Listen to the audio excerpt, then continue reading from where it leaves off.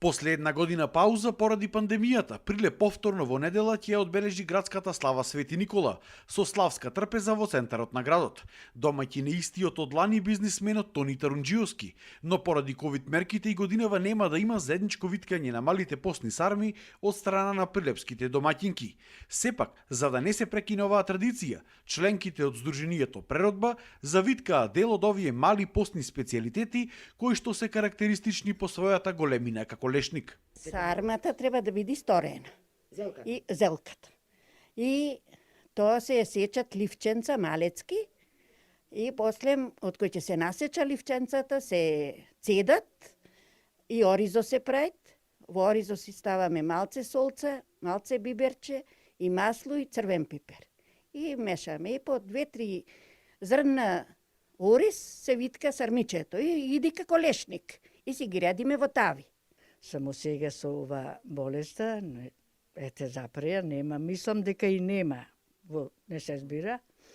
А ние сакавме еве годинава дека пуштија малце, да се собериме, да си направиме традицијата да ја продолжиме, да си свиткаме сармичина, се посмееме, се дружиме. Така, Свети Никола е празник за нашиот цел град, за сите кои верува нарочно. Од Сдруженијето Преродба вела дека поради COVID-19 веќе скоро 2 години намалени им се сите активности, многу ретко се собирале, но сепак не сакале да ги пропуштат обичаите за еден ваков голем ден. Негувајќи ја традицијата сите овие години со ред, не сакавме да изостане еден ваков голем ден, голем празник, кои фамилии во Прилеп го слават некаде 60 па и 70%. Сакаме да пренесиме на помладите генерации дека треба да се чуваме, меѓутоа традицијата не треба да ја заборавиме.